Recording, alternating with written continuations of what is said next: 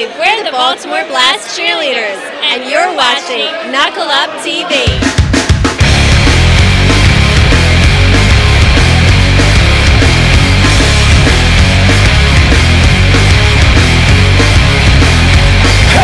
You, what you say?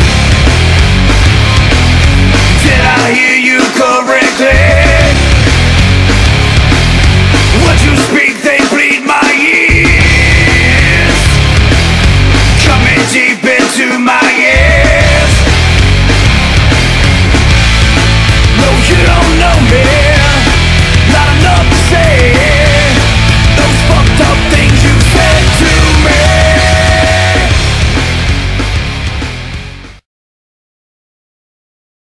What do you think went wrong in your fight? The fight with Ferguson, it was just a bad luck deal. I mean, we had an awesome training camp for it. Things were going good. And in the fight, I felt like, we were just still in that filling out process. And he kind of caught me with a lead hand uppercut. He had a really long reach, and it just he just caught me off guard, and it's turned out that it's just one of those things. It's part of fighting. Yeah. Anybody can win at any time, especially at your level. I mean, at your level, it's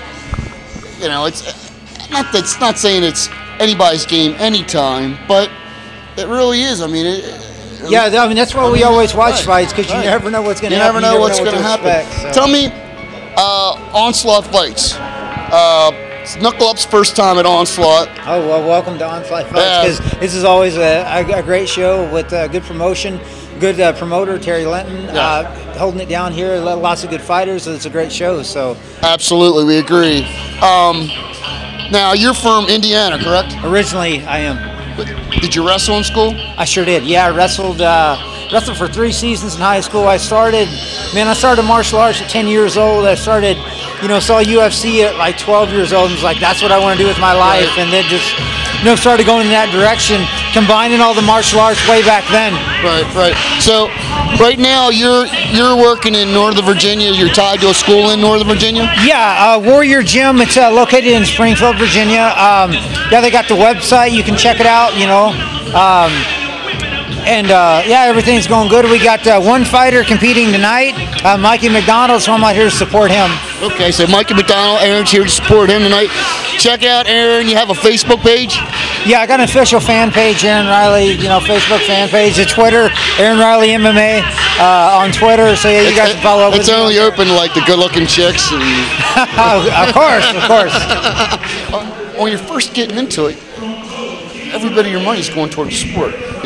Everything's going towards how you're training, what you're eating, where you're lifting. Yeah, it's like with the famous rock stars and stuff. There's like, oh, now that I'm rich, everybody wants to give me stuff for free, and they don't charge me for dinners and all that. Well, I needed that stuff 10 years ago, and I wasn't rich, and I was trying to come up. I was a starving artist. Absolutely. It's the same thing with this. Absolutely. So it's awesome when there's guys like yourself. Well, we're hoping one of our guys, his name's Dan Root. He's getting ready to fly out. We just bought him a ticket to fly out to Vegas on the 3rd for a tryout. So for Ultimate Fighter. Yeah, he's a 170 guy, and okay. We're keeping our fingers crossed. I know Dan's a hell of a guy. I mean, he just works incredible hours. Yeah. And, you go by Gold's Gym, he's pushing cars up and down the road. Just tell him not to be shy in the interview process, man. Just like they're always looking for characters and bullshit like that. So just let him know to if he's like a real reserved and calm guy. Just tell him to be himself. Flashy, be himself, but don't be shy. Yeah, a little bit of a character. Just don't go, because if you go overboard with it, they can smell it as fake. But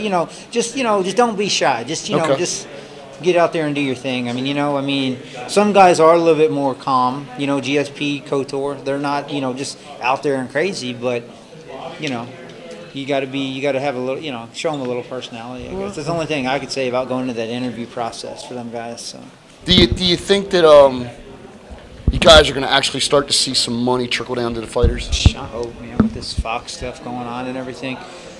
I mean, it seems like there's going to be more sponsors, more things involved. I mean, that's why all the other sports, the team sports, but I mean, that's why there's so much, with the football, basketball, baseball. I mean, major sponsors. Obviously, the sponsors we already have, Bud Light and some of that other stuff. I mean, Harley Davidson. Yeah, that's all huge sponsorships, but there's just going to be even more huge sponsors. They're going to come in, hopefully, because of like the Fox deal that's going on tonight and things. Well, I mean, like I listened to Dana's interview over the weekend, and Dana was like, do we need to do anything different? And they specifically were talking about the Forrest Griffin interview, or what Forrest put on Twitter, which he's getting absolutely murdered over. Yeah, you know, it was, you know, I don't know, yeah. And Dana took up for him. Dana took the time with the interview to say, look, this isn't what he meant.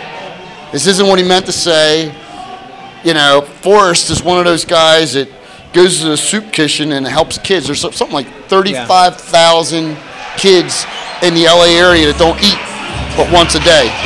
So he's helping out. So it was really encouraging to see. But Aaron, thank you very much for taking the time to talk to us. This is Knuckle Up TV, bringing you Aaron Riley from the UFC.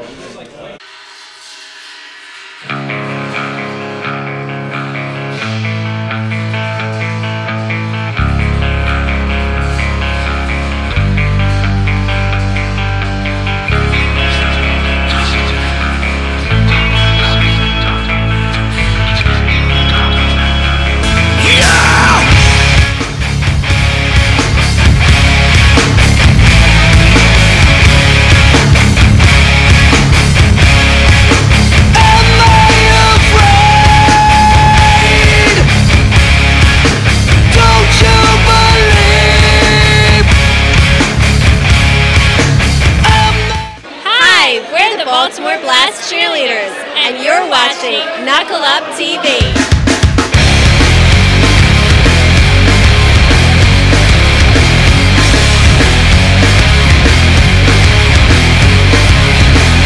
Hey, you, what you say?